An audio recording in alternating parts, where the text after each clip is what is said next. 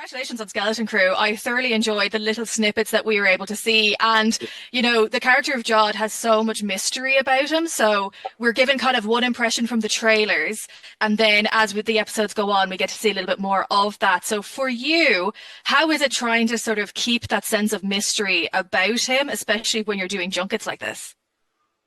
It's tricky, but to be honest, the sense of mystery is sort of what is at the heart of Jod. And, you know, what you learn is that he is different things to different folk, and he's very quick-witted, he's a survivor. And so in a way that he's sort of figuring himself out. So as long as I describe him in its entirety, I don't give away too much, because there's lots to discover.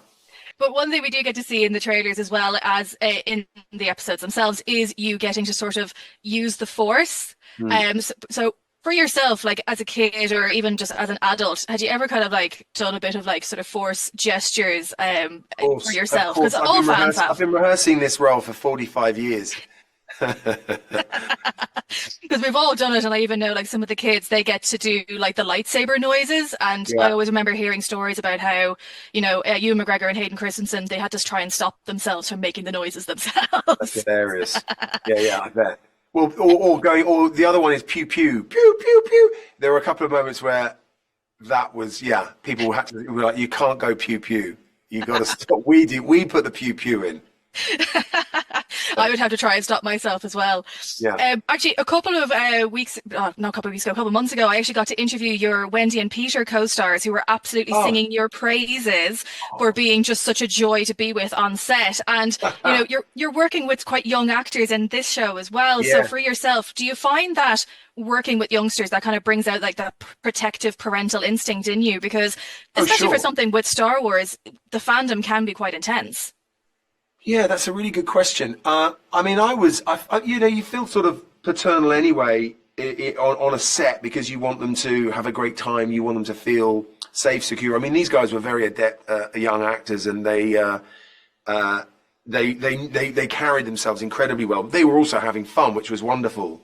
But do you know what? We haven't had the conversation yet about what happens when it goes public, and I think I'll have to find the right time to do that, because it's exciting, it's thrilling, but it's also life-changing, and you know, especially nowadays when, you know, you can go online and hear all these voices from around the world, you know, that aren't always nice. So it's probably a conversation worth having. I'm pretty sure their parents have had those conversations with them. They've got wonderful families around them. Yeah, definitely. I'm looking forward to chatting to them later, actually. Oh, they're great kids. You'll enjoy them. Oh, fabulous. And before I let you go, Kate Winslet, of course, was talking about the holiday recently. We are coming up to festive season. So for you, do people still come up to you and ask you questions about the holiday? Yeah? They do.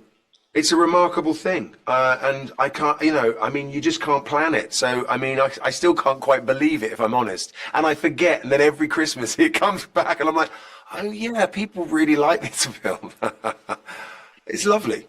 I know. I was surprised to see it on telly already. It has already aired and been That's like ticked off my putting up your list for Christmas this tree year. now that's like putting up your Christmas tree too soon.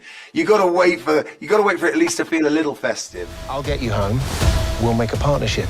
But we have to move fast. I need you to take the controls.